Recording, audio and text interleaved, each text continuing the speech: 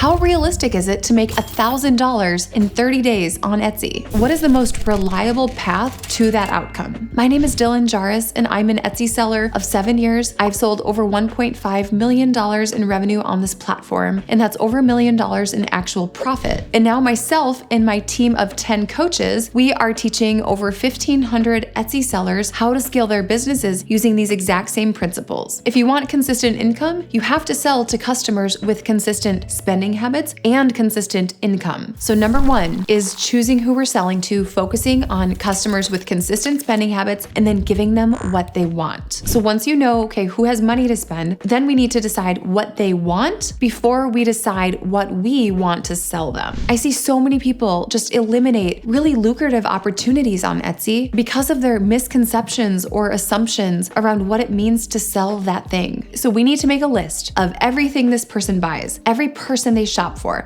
what expensive hobbies and activities they're involved in. We need to know the aesthetic, the brands, the colors, the fonts that they're drawn to. Most likely, this person is not like you. And this actually might be a very good thing because maybe you don't want to sell to people who have the same constraints as you.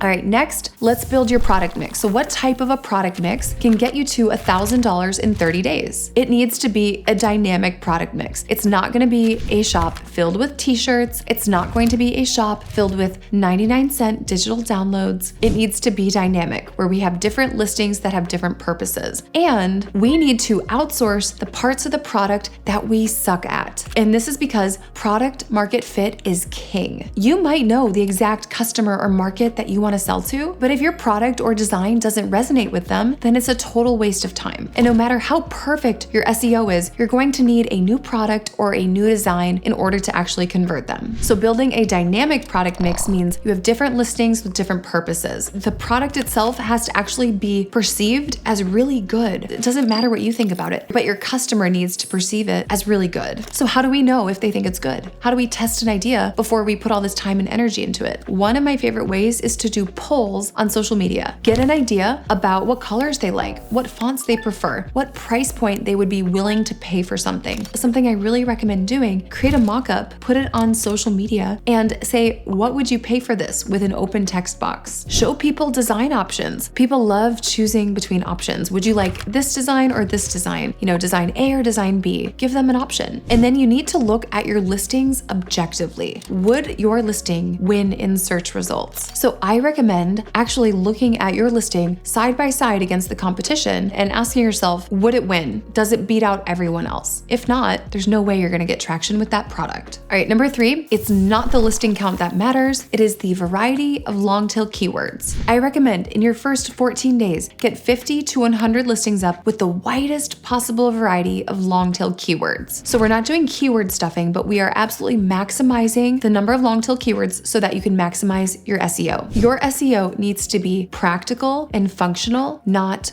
pretty. SEO is not a visual aesthetic. SEO is simply a tool that drives traffic. So we need to maximize the technical efficiency of your SEO. Let's say you have a shop selling to teachers and you put up like 500 teacher t-shirts or something in your first 30 days. I would say that there's a very small chance that that shop will hit $1,000 in its first 30 days doing this. And that is because of this question: how many sets of unique long tail keywords are they actually hitting? So it's not the listing count that matters. It's having the widest variety of long tail keywords so that you show up organically for as many people as possible. The next thing is that progress loves speed. I would make a ton of short-term sacrifices in that first month, and I would be doing that to focus on the product and the marketing. I would put everything else on the back burner because I know that I need to get customer feedback as quickly as possible. Because the sooner we get customer data and feedback, the sooner we can move forward. We want to get as much of that customer feedback in our first 2 to 3 weeks, not our first 2 to 3 months. So I would literally spend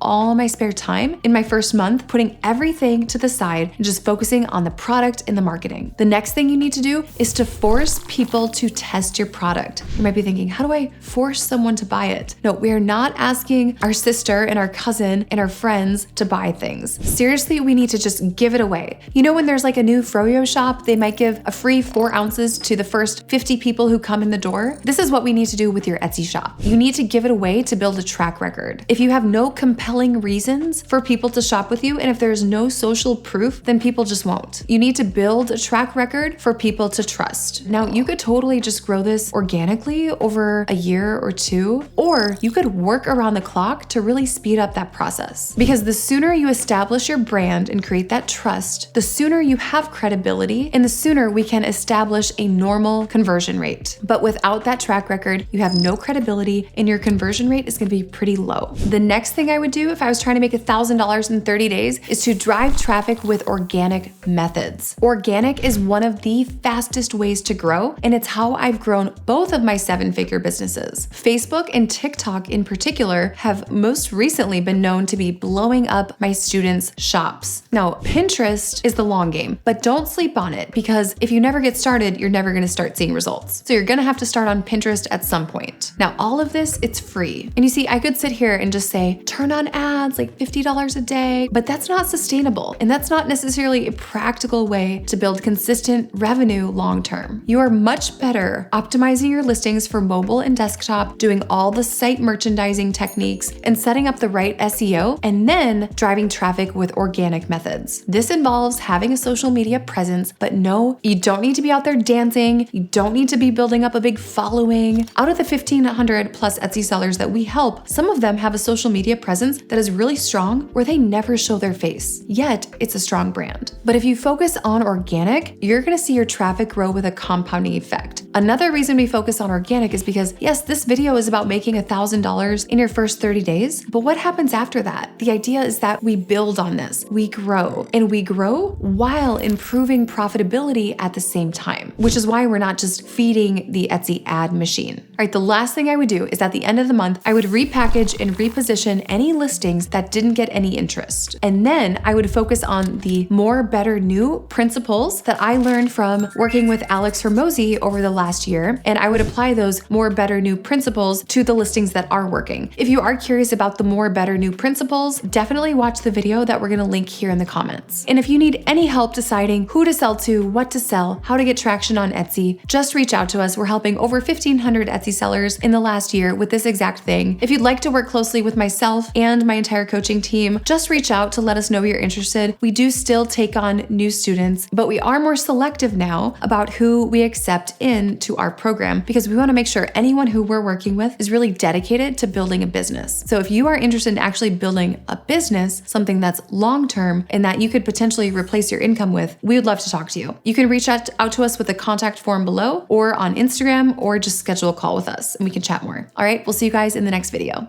Until now, I didn't really have many sales in my Etsy shop. Almost 2 months ago, I bought the course. I can see a steady growth, increase in my views, especially in my conversion rate, which was very low before.